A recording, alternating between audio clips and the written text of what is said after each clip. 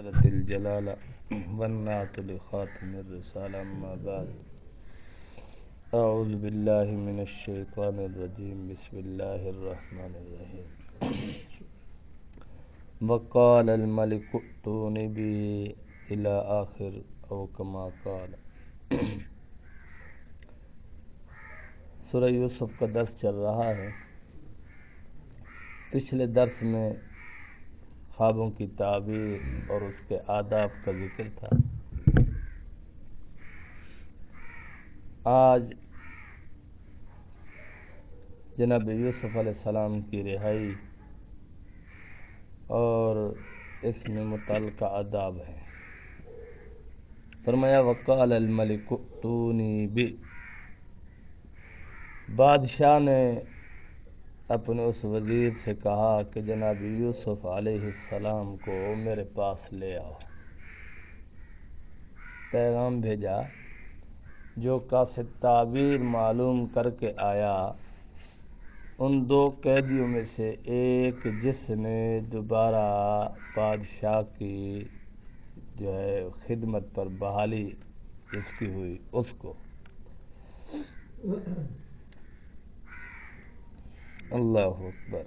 فلما جاءہ الرسول، اور جب وہ قاصد جناب یوسف علیہ السلام کی خدمت میں حاضر ہوا اور بتایا کہ بادشاہ آپ کو بلا رہا ہے، تو جناب یوسف علیہ السلام نے فرمایا قال ارجع الی ربک، تو اپنے بادشاہ کی طرف واپس لوٹ جا، فاسألہ، اور تو اس سے پوچھ، ما بال النسوة اللاتی قطعن ایدیہن، ان عورتوں کا کیا بنا جنہوں نے اپنے ہاتھ کاٹ ڈالے تھے۔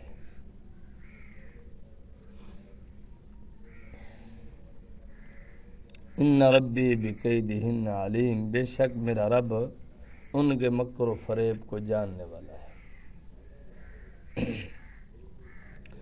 تو یہاں مفسرین نے فرمایا کہ جناب یوسف علیہ السلام کے احسان مند ہونے کو دیکھیے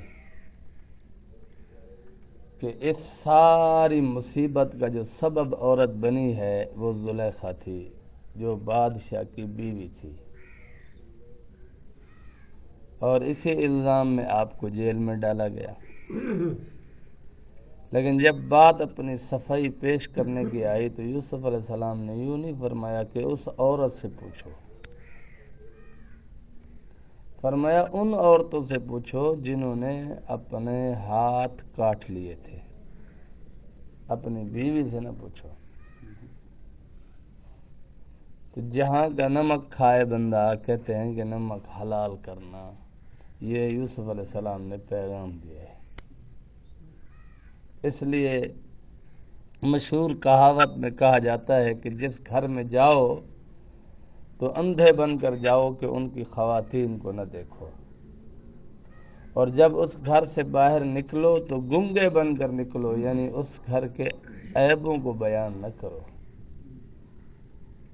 کیونکہ انسان ہے، جہاں جاؤ گے کوئی نہ کوئی کمی بیشی کھانے میں، پینے میں، بٹھانے میں، چائے میں، پانی میں ہو جائے گی، تو باہر آ کر منہ نہیں پھاڑ کر گلہ نہیں کرنا چاہیے۔ اور اسی طرح بول چال میں اگر میزبان سے کوئی کمی کوتاہی ہو جاتی ہے تو اس کو بھی باہر نہیں کہنا چاہیے۔ اگر وہ جگہ چھوڑنا مقصود ہو گیا تو معروف طریقہ ہو، اس کی کوئی اور وجہ بنا لینی چاہیے، یہ نچلی سطح کی چیزیں نہیں بنانی چاہیے۔ دیکھو جناب یوسف علیہ السلام کی عزت کا معاملہ ہے، اور زلیخا کی وجہ سے حضرت یوسف علیہ السلام قریباً کوئی ایک روایت کے مطابق 7 سال جیل میں رہے، دوسری روایت کے مطابق 12 سال جیل میں رہے، تیسری روایت کے مطابق 14 سال جیل میں رہے۔ تو اتنی لمبی طویل ترین مدت ہے ایک عورت کی وجہ سے۔ لیکن اب یہ 14 سال کے بعد جو رہائی میسر آ رہی ہے، یا 12 سال یا 7 سال، تو اتنی طویل قید کے بعد جب رہائی ممکن ہو رہی ہے تو وہاں اپنی صفائی کے لیے جو عورت سبب بنی اس کا براہ راست نام نہیں لیا، کیونکہ ان کے گھر میں آپ پلے ہیں، بڑے ہوئے ہیں، پرورش پائی ہے، تو ان کا کھایا، ان کا پیا، ان کا پہنا، تو ان کا گلہ نہیں کیا، جبکہ عیب بھی سامنے ہے، قصور بھی سامنے ہے، جرم بھی سامنے ہے، اور بالاتفاق ہے، سب کو پتہ ہے، لیکن باوجود اس کے بھی جناب یوسف علیہ السلام نے ہمیں سکھایا کہ جہاں کا کھاؤ وہاں سے غداری نہیں کرنی، وہاں کوئی طور طریقے سے بات کر کے اپنے آپ کو نکالنے کی کوشش کر لو، بس یہ بہتر ہے۔ اور پچھلا فما جاءہ الرسول، جب جناب یوسف علیہ السلام کے پاس وہ قاصد آیا تو قاصد کو بھی تو حضرت یوسف علیہ السلام نے فرمایا تھا کہ میرا پیغام بادشاہ کو دے دینا کہ ایک بے قصور قیدی جیل میں قید ہے، اسے رہا کر دو۔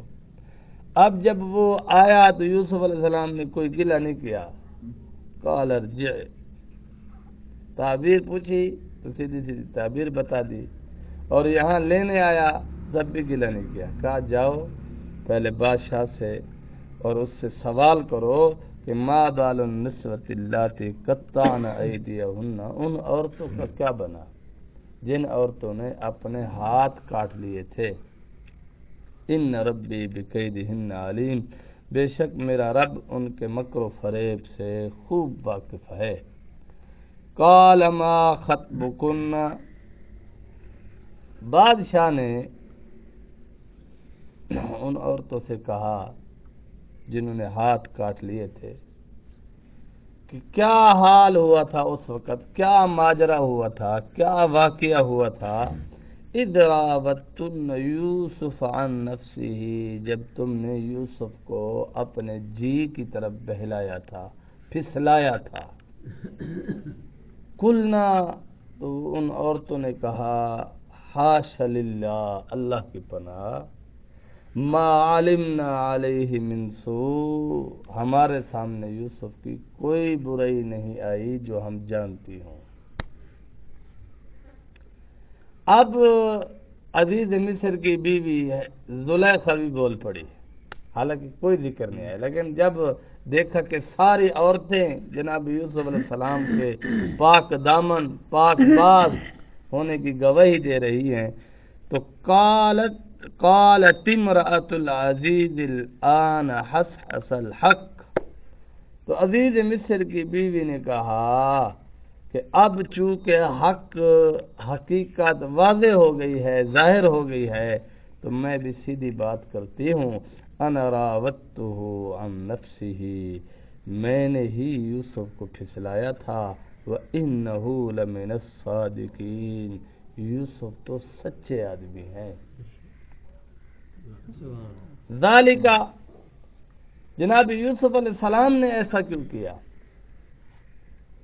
ذالک، یوسف علیہ السلام نے ایسا اس لیے کیا، لیعلم، تاکہ یوسف علیہ السلام کا آقا، کیونکہ اس نے اس کو خریدا تھا نا، پالا تھا، پرورش کی تھی، ضروریات پوری کی، بیٹوں کی طرح گھر میں رکھا، تو یوسف علیہ السلام فرماتے میں نے ایسا اس لیے کیا، لیعلم، تاکہ میرا آقا جان لے، انی لم اخنہ بالغیب، میں نے اس کی غیر موجودگی میں کوئی خیانت نہیں کی، دنیا کو بھی پتہ چل جائے اور اس بادشاہ کو بھی پتہ چل جائے کہ جب آپ گھر میں نہیں تھے تو میں نے آپ کی بیوی سے کسی قسم کی کوئی خیانت نہیں کی، وَأَنَّ اللَّهَ لَا يَهْدِي كَيْدَ الْخَائِنِينَ، خیانت کرنے والے جو چالیں چلتے ہیں اللہ ان کو ہدایت نہیں دیتے۔ اب جب اپنی صفائی ہو گئی، سب کچھ ہو گیا، اب لوگوں نے گواہی دے لی، تو جناب یوسف علیہ السلام نے فوراً فرمایا وما ابرئ نفسی، میں نفس سے بری نہیں ہوں. وما ابرئ نفسی، میں نفس سے بری نہیں ہوں. ان النفس لامارۃ بالسوء، بے شک نفس جو ہے یہ برائی کی طرف ابھارتا ہے، برائی کی مسلسل دعوت دیتا ہے. الا ما رحم ربی، مگر جس پر میرے رب کا رحم ہو. اب ایک نبی کی مبارک زبان دیکھیے، اس کے الفاظ دیکھیے، تربیت کی بات دیکھیے کہ وہ کہہ رہا ہے میں نفس سے بری نہیں ہوں، یعنی گناہ سے بچ جانا. الا ما رحم ربی، اللہ کا رحم ہے بس. جیڑا ہوں پھوتا مارے نا حضرت صاحب اسا ایو سمے لوگ نہیں، یقین منو سا کوئی کھیلا ویندی ہے کہ ایو سمے ہے. کیونکہ شریعت کا اصول اور ضابطہ ہے کہ بندہ اپنی پاکی کا اعلان، اپنی پاکی کا دعویٰ ہرگز نہ کرے، الا یہ کہ اگر کوئی ماجرا ایسا آ جائے کہ وہاں اس کی ذلت اور رسوائی کا مسئلہ کھڑا ہو جائے تو پھر اسے اپنی پاکی کے لیے دلیل دینی چاہیے، ورنہ نہیں. اور اس کے بعد پھر اللہ کی طرف رجوع کرنا چاہیے کہ اللہ آپ نے مجھے بچایا، آپ کا مجھ پر فضل ہے، آپ کا مجھ پر کرم ہے کہ آپ نے مجھے بچا لیا. ایک نبی جو گناہوں سے معصوم ہے، گناہ نہیں ہو سکتا نبی سے. جس کا یہ عقیدہ و نبی سے گناہ ہو سکتا ہے وہ مسلمان نہیں ہے، دائرہ اسلام سے خارج ہے، اسلام سے اس کو کوئی تعلق نہیں ہے. تو ایک نبی جو گناہوں سے معصوم ہے اس کا یہ عمل ہے. حضور نبی کریم صلی اللہ علیہ وسلم مدینۃ المنورہ میں گلیوں میں تشریف لے جا رہے تھے. آپ کی اور میری ماؤں میں سے کوئی ایک ماں حضور کے ساتھ تھی. آپ کو کسی ساتھی نے دیکھا کہ حضور صلی اللہ علیہ وسلم خاتون کو لے کر جا رہے ہیں، تو حضور صلی اللہ علیہ وسلم نے اسے دیکھ لیا. جناب رسول اللہ صلی اللہ علیہ وسلم نے اپنے اس ساتھی کو آواز دی اور فلاں میرے ساتھ میری فلاں بیوی ہے،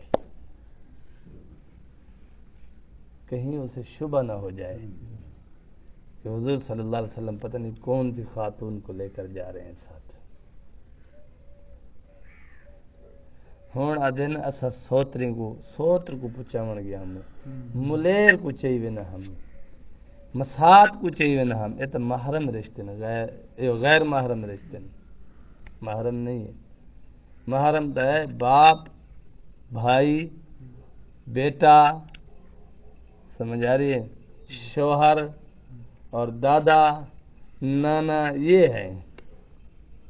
اور کزن کو لے کے جا رہا ہے. اور میرے دادا پیر فرماتے تھے کہ ہم ان کو روکتے ہیں کہ شریعت کا حکم مان لو، عزت داری کے راستے پر آ جاؤ.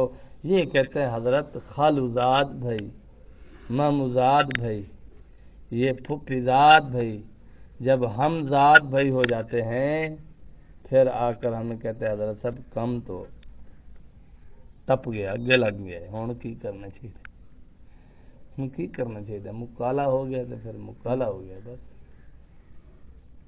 سمجھ آنی چاہیے آپ کی اور میری عزت اللہ کے دین میں ہے، آپ کی اور میری ترقی اللہ کے دین میں، اس سے باہر نہیں ہے. تو بہرحال فرمایا میں نفس سے بری نہیں ہوں. بے شک نفس جو ہے نا اس کا کام ہے مسلسل انسان کو گناہ کی دعوت دینا.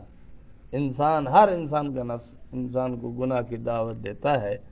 الا ما رحم ربی، مگر جس پر اللہ رحم فرمائے. تو مفسرین نے لکھا ہے اللہ رحم اس پر فرماتا ہے جو اہل اللہ کی صحبت میں آتے ہیں. بڑے سے بڑا عبادت گزار ہو. میرے پاس کتاب ہے قیامت سے پہلے کیا ہوگا، اس میں ایک واقعہ لکھا ہوا تھا کہ اپنے زمانے کا بہت بڑا محدث لوگوں کو دین کی باتیں سمجھاتا تھا، حدیثیں سناتا تھا لوگوں کو زبانی. ہزاروں حدیثیں اسے زبانی یاد تھی، لوگوں کو وہ سناتا تھا، واز کرتا تھا، دین کی بات کرتا تھا، لیکن اس کا نظریہ یہ تھا کہ اہل اللہ کی کوئی ضرورت نہیں ہے، آدمی خود ٹھیک ہونا چاہیے۔ اور جب وہ بڑی عمر کو پہنچا تو وہ نزول عیسیٰ علیہ السلام کا منکر ہو کر مرا، یعنی کافر ہو کر مرا۔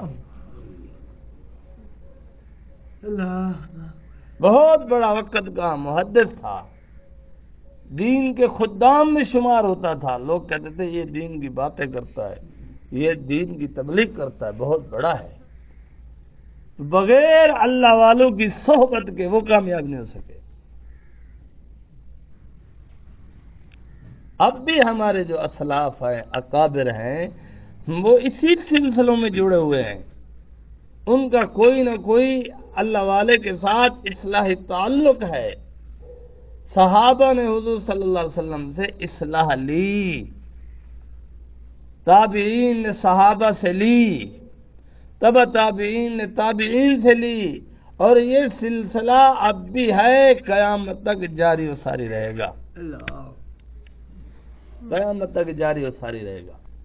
اور یہاں زبان خاموش رہتی ہے، دل روتا رہتا ہے۔ جو اللہ والوں کے سامنے زبان مارتا ہے وہ بھی محروم ہے۔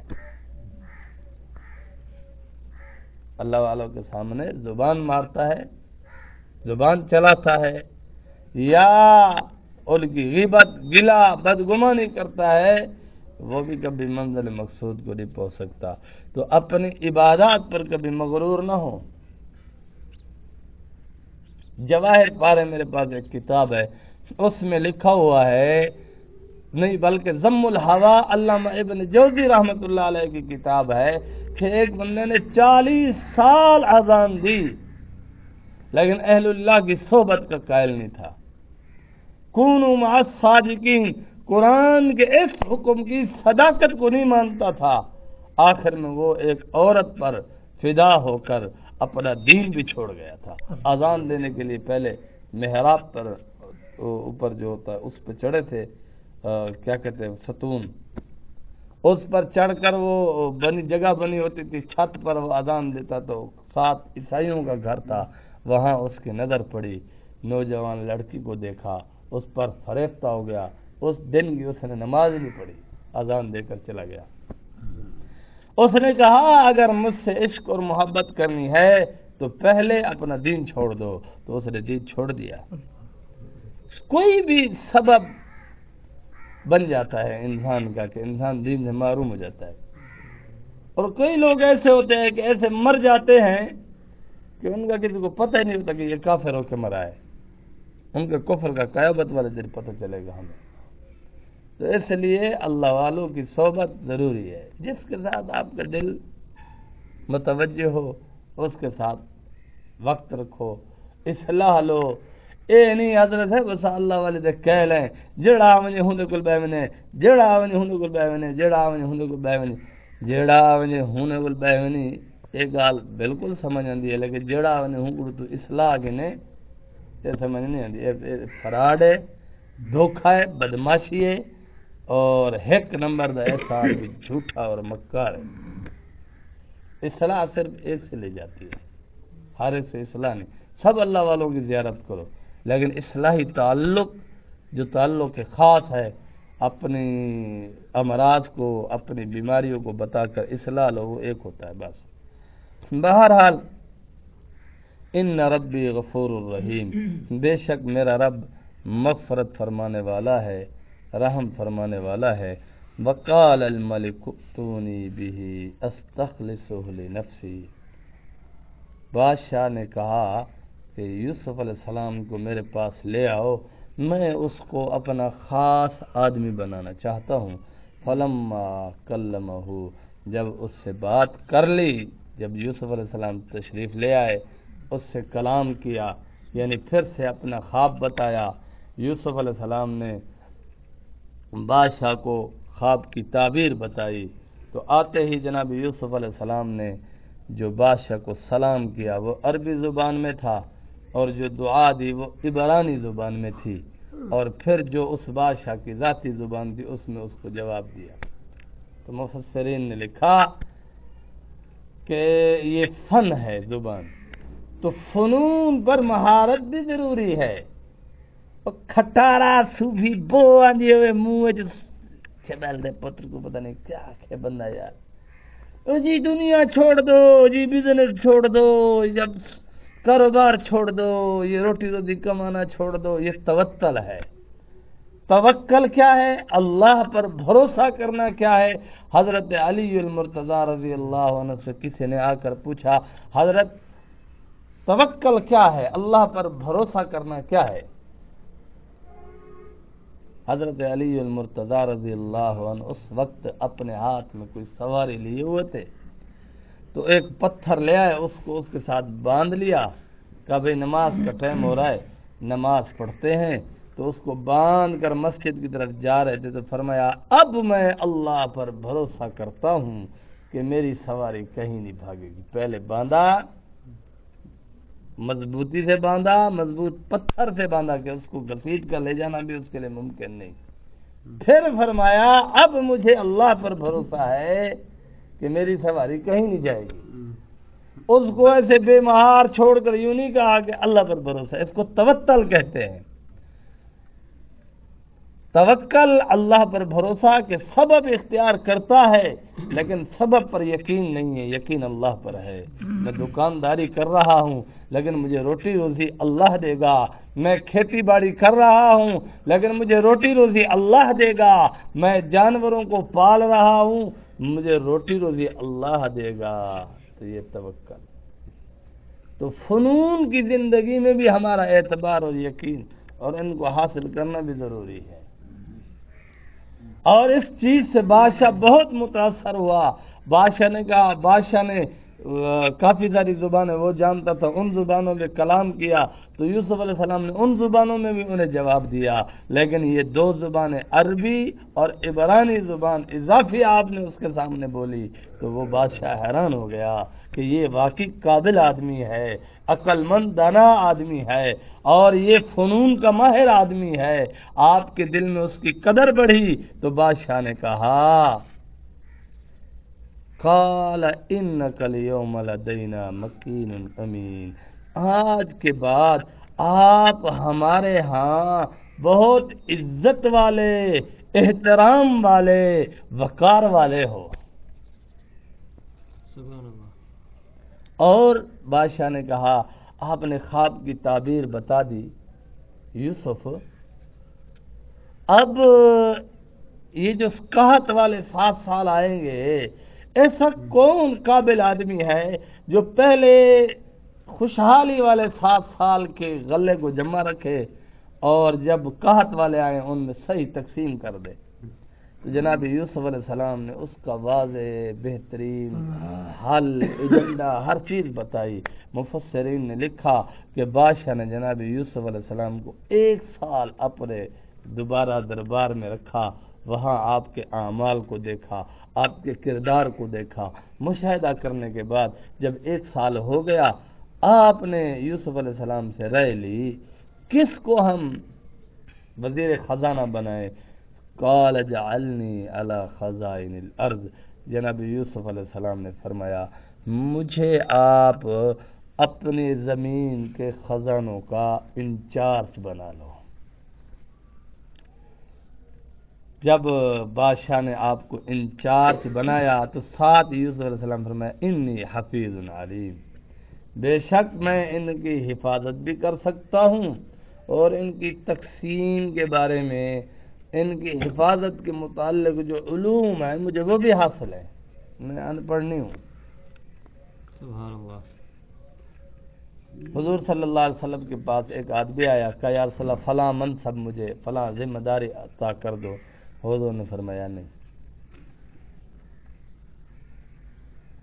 اسلام میں یہ نہیں ہے کہ آپ کی عہدہ مانگو آپ کو عہدہ دیا جائے، یہاں نہ مانگنے والوں کے گلے میں ڈالا جاتا ہے، جو نہ مانگے اس کے گلے میں ذمہ داری ڈال دی جاتی ہے، جو مانگتا ہے اس کو محروم کر دیا جاتا ہے، سوائے یوسف علیہ السلام کے۔ یوسف علیہ السلام اللہ کے نبی تھے، اور آپ اس وقت کی نزاکتوں کو اچھی طرح جانتے تھے اور اللہ نے آپ کو عزت دینی تھی دی. تو آپ ریاست کو چلانے کے اور تجارت کے اور لین دین کے غلہ کی حفاظت کے سارے علوم پر خوب مہارت رکھتے تھے. آج دنیا کہتی ہے یہ وہ کرنا چاہیے، منصوبہ بندی کرنی چاہیے، خاندانی منصوبہ بندی کرنی چاہیے. کیوں؟ نسل انسانی بڑھ رہی ہے، نسل انسانی بڑھ رہی ہے تو وسائل کی کمی ہو رہی ہے. یہ سراسر جھوٹ ہے، کم عقلی ہے، بے وقوفی ہے ان کی. دنیا کے وسائل آبادی کے ساتھ ساتھ بڑھ رہے ہیں. آپ جب جو بوڑھے بوڑھے بیٹھے ہو، آپ جب چھوٹے تھے، آپ بتاؤ اتنی جو جدید قسم کی کاریں آ گئی ہیں، موبائل آ گئے ہیں، انٹرنیٹ آ گیا. ہم 35 سال کا میں ہوں، میں 10 سال کا تھا تو یہ چیزیں نہیں تھی. کسی کے قسمت والے بندے کے پاس موٹر سائیکل ہوتا تھا، ساری بستی والے اس کو دیکھتے تھے، یار ساڈا فلانا مریض ہے وہ سکتی ہسپتال، ہاں ہاں ہاں سائیکل دے آنے پہ پیچھے یا پیدل آنے پہ. تو یہ دور تھا. وہ مجھے شیخ الحدیث صاحب رحمۃ اللہ علیہ فرمایا کرتے تھے، عبدالرشید میری ماں نے ایک بالی بیچی تھی، مجھے سائیکل لے کر دی تھی. مدرسے میں پڑھنے جاتا تھا، میں اس کو ایسا سجا دھجا کے رکھتا تھا جیسے دلہن کو سجا کے رکھتے ہیں. تو فرمایا ہماری بستی میں کسی کا سائیکل نہیں ہوتا تھا جب مجھے سائیکل میری ماں نے لے کر دی. حضرت نے 90 سال کی عمر میں وفات پائی اور 2023 میں پائی، یعنی پاکستان بننے سے پہلے کی بات ہے. تو اب ہمارے اسلاف کی زندگی دیکھو، آپ اپنی زندگی دیکھو، ہر آنے والا دن نئی جدید ٹیکنالوجی، جدید سہولیات، جدید فیکٹریاں بننی ہیں، جدید پرزے ایجاد ہو رہے، تو وہاں ملازمتوں کی ضرورت ہوتی ہے.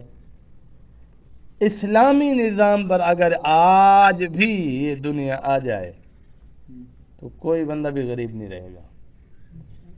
یہ انسانوں کا اپنا بنایا ہوا بیہودہ نظام ہے، سودی نظام ہے، نا انصافی پر مبنی یہ نظام ہے، عدل و انصاف کو قتل کرنے والا نظام ہے کہ دنیا میں وسائل جو ہے بے دریغ کسی کے پاس بے حساب ہے.